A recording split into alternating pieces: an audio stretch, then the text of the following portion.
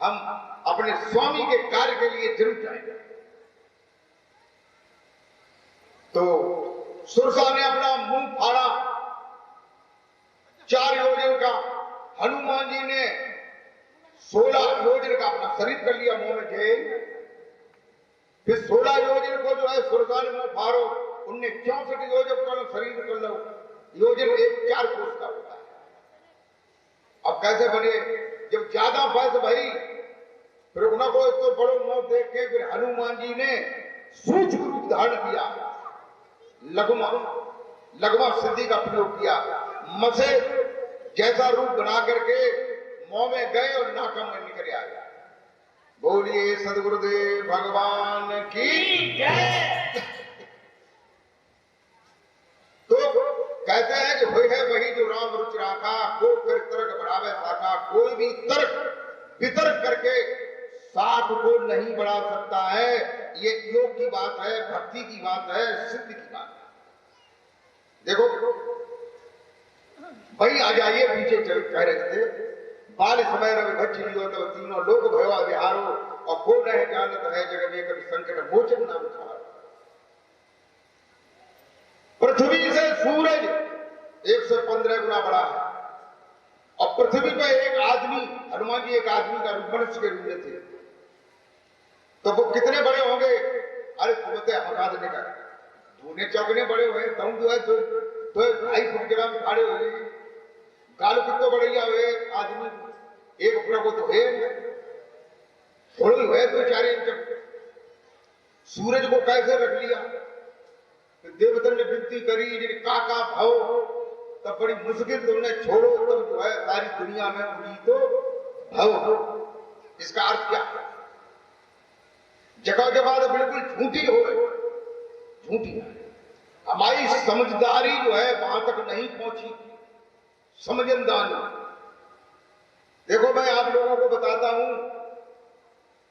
शरीर जो तुम्हें दिखाई दे रहा है, ये शरीर दिखाई दे रहे हैं, ये 5 प्रकार के शरीर होते हैं। ये आप लोगों ने सुना, कभी सुना होगा, और नहीं सुना होगा तो मैं सुना। 5 प्रकार के शरीर होते हैं, जिन्हें कहते हैं स्थूल, सूक्ष्म, कारण, महाकारण, केवल। 5 हो गए। स्थूल शरीर कौन सा है? जो हमें दिखाई दे रहा है, ये 3.5 हाथ का है अपने आप। लंबाई जाएगी ज्यादा 5 फुट 6 फुट, 6 फुट तो ज्यादा कोई आदमी है 6.5 फुट हो, लेकिन और ज्यादा बड़ा। ये स्थूल शरीर है। ये 5 तत्वों से बना है, पृथ्वी, जल, अग्नि, आकाश, वायु। ये पहला शरीर। सूक्ष्म शरीर जो है इस शरीर के अंदर है, जिसके लिए वेदांत दर्शन में भगवान वेद व्यास ने कहा है लिंगवत अंगुष्ठ पुरुषा, लिंगवत अंगुष्ठ पुरुषा। जो इसके अंदर सूक्ष्म शरीर है, जो पुरुष है, जो चैतन्य आत्मा है, वो लिंग और अंगूठे के आकार जैसी है, ये बताया। आप लोगों ने देखा होगा, जैसे एक चीज है हमारे संसार में, जिसे लोग जो है देखते हैं, कहते हैं, लेकिन असली तरह से नहीं जानते। किसको? जो शिवलिंग होता है। क्या होता है? शिवलिंग। इसमें लिंग शब्द जुड़ा है, तो लोगों ने इसका अर्थ क्या लगाया कि जो शंकर जी हैं उनको लिंग है। लिंग माने पेशाब करने वाली इंद्री है। अब ये बताइए, भगवान हो कि परमात्मा है, कोई हो, उनकी लिंग है ताकि तो पूजा करिए। बता, का पूजा करवे योग्य है वो? अरे आप लोग सोचिए दिमाग से। तुम लोगों ने शास्त्र नहीं देखे, ग्रंथ नहीं देखे, और कोई कहता है तो उसको समझने की कोशिश नहीं करें। वेदांत दर्शन में, ये वेदांत दर्शन जो है वेद व्यास ने लिखा है, ये किताब आपको मिल जाएगी, पढ़ने में आएगी। तो इसका पहला सूत्र है अथा तो ब्रह्म ब्रह्म जिज्ञासा। उसी में ये एक सूत्र है, लिंगवत अंगुष्ठ पुरुषा। आप लोगों ने देखा होगा एक बात को, कोई आदमी शंकर जी पे जल छोड़ता है, मतलब उन्हें शंकर जी बताते हैं, लेकिन वे शंकर जी नहीं है।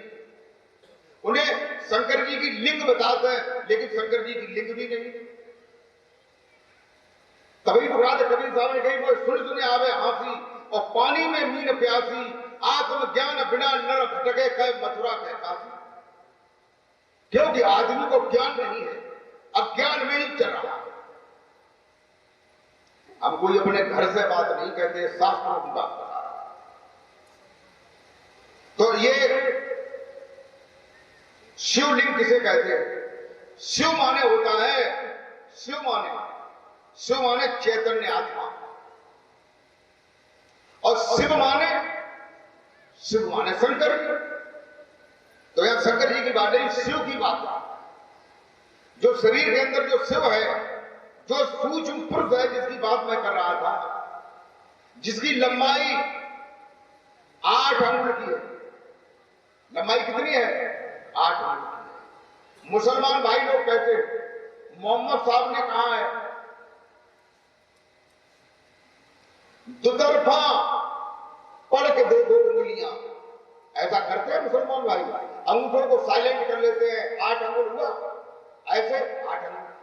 दुतरफा पढ़ के देखो उंगलियां, अल्लाह ही अल्लाह है। तो वो तुम्हारे अंदर में है, सूक्ष्म शरीर है।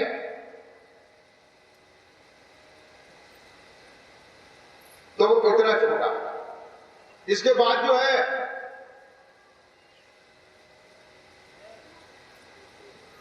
कारण शरीर है। कारण शरीर जो है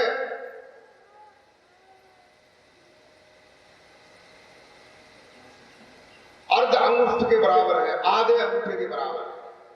आप लोगों ने ये देखा होगा, लोग शिवलिंग पर जल छोड़ते हैं, फिर गंगा जी में जाते हैं स्नान करने, मत शिवलिंग लगो ना, या तुम रिश्तेदारी में जाते हैं, मत शिवलिंग लगो ना। तो हुआ जो है लोटा भरो उनने और ऐसे अंगूठा कर लो, ऐसे देख लीजिए भैया, ऐसे अन्न कर लो, वो जो करते होता देखियो, फिर ऊपर जल छोड़े, मतलब वो शिवाय करके जल छोड़े। अब बात जब पूछी जाए कि भैया यहाँ कौन सा देवता है, जाए उठा कौन सा देवता निकालो, तो बताए ना क्यों कि वे दंता करता थे, ताई जब निकल जाओ, देखा देखी भगत। लेकिन ये किसका प्रमाण है? वेदांत में लिखा है लिंगवत अंगुष्ठ पुरुषा। एक तो प्रमाण जो है लिंग का है और दूसरा अंगूठे का। ऐसे आधे अंगूठे के बराबर जो है कारण शरीर है, जिसका जो है हृदय के अंदर जो है निवास है। फिर उसके बाद जो है चौथा शरीर कौन सा है? केवल शरीर। केवल शरीर जो है वो कितना छोटा है? मसूर के दाने के बराबर है। ये प्रमाण जो है कबीर मंसूर में लिखा है। आपको मैं ग्रंथ भी बता रहा हूं, अगर आप देखना चाहें तो कबीर मंसूर में इसके बारे में दिया है, 5 शरीर में। वैसे और जो ग्रंथ है इनमें 3 शरीरों की ही बात है, 3 मात्राओं की ही बात है। जो उनकी 3 मात्राएं हैं, 5 मात्राओं की बात नहीं है। मसूर के दाने के बराबर। 5वां शरीर कौन सा है? केवल शरीर है। चौथा कौन सा था? महाकारण। 5वां केवल शरीर का प्रमाण क्या है? अणुवत। कैसा है? अणुवत। अणु किसे कहते हैं उसके बारे में मैं आपको बता रहा हूं। आपने देखा होगा दिन में कमरे के अंदर जंगला से या किसी क्षेत्र से सूर्य का लाइट आता है, तो उस लाइट में आपको कण उड़ते हुए दिखाई देते कि नहीं?